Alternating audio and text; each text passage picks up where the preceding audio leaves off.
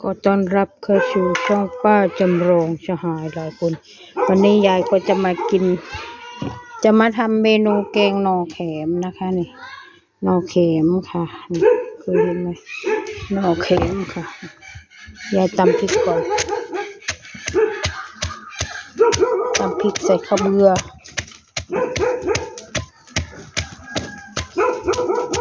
ใส่เห็ดใส่อะไรเยอะแยะหลายอย่าง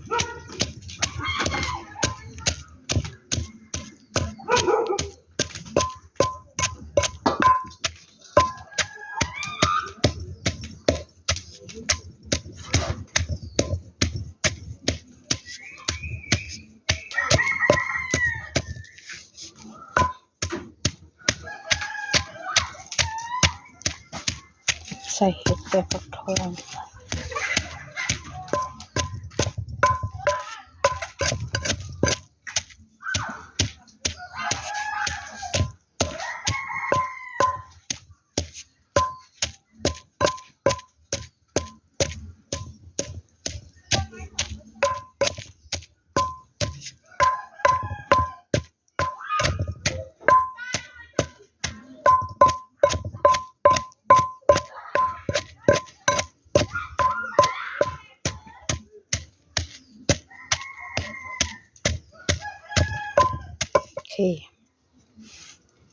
โอเคค่ะ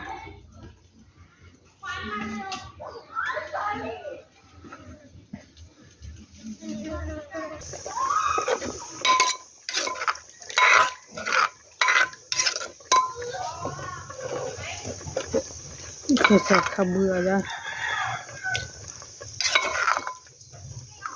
ใส่ข้าวเบื่อใส่ยะนางไปในนี้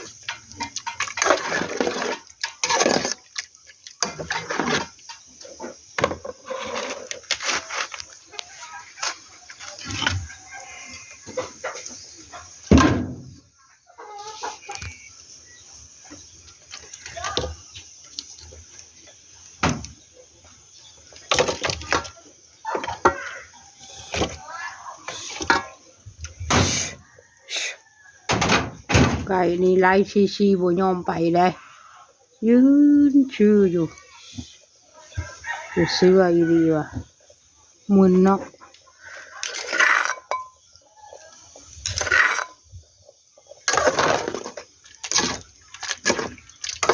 เฮ้ยค่ะ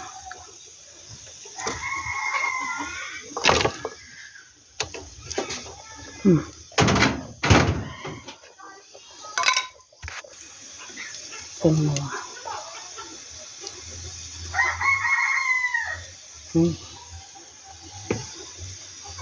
เด็ดไป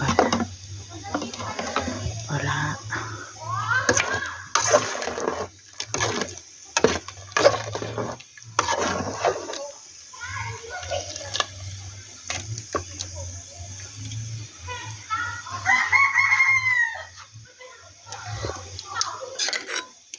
บ้า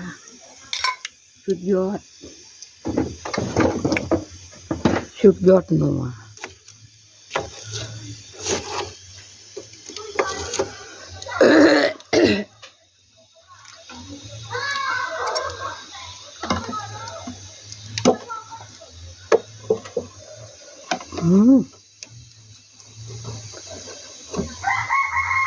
สุดยอดนัวโอเคดูเสร็จเรียบร้อยแล้วบัดทีนี้ก็เอาอันนี้ลงไป ยอดแกมนี่ลงไป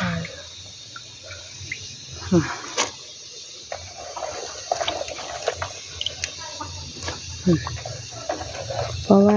ลงไปพร้อมกับผักทองอะไรมันจะเปรี้ยว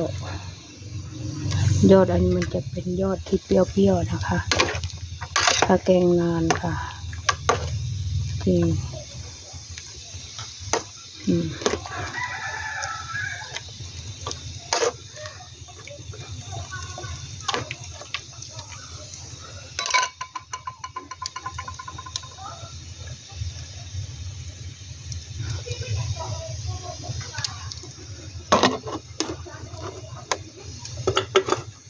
ผิดว่า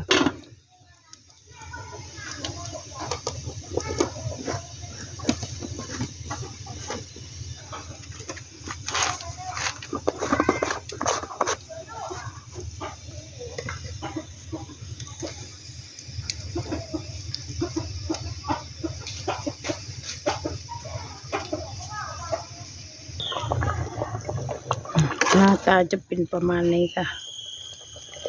แกงนอแคมค่ะ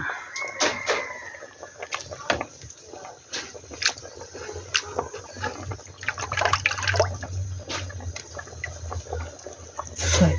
ไป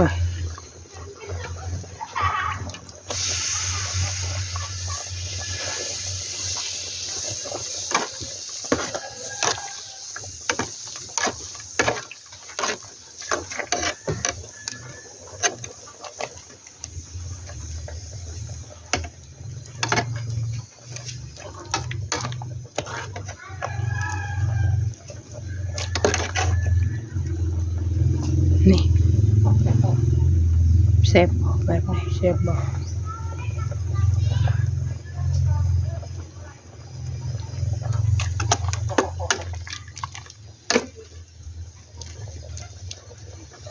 ชิมหมดกัน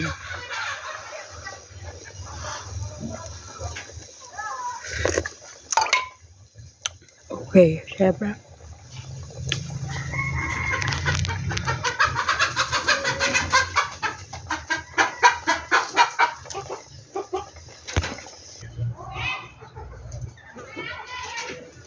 สุกแล้วเรียบร้อย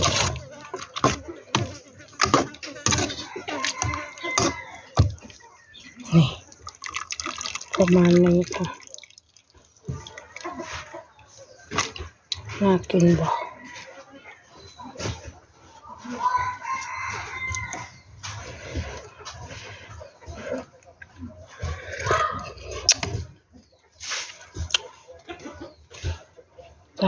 ขอจบคลิปไปเลยนะคะอย่าลืมกดไลค์กดแชร์จัดตะไคร้กดกระดิ่งให้คุณยายด้วยค่ะขอบคุณค่ะ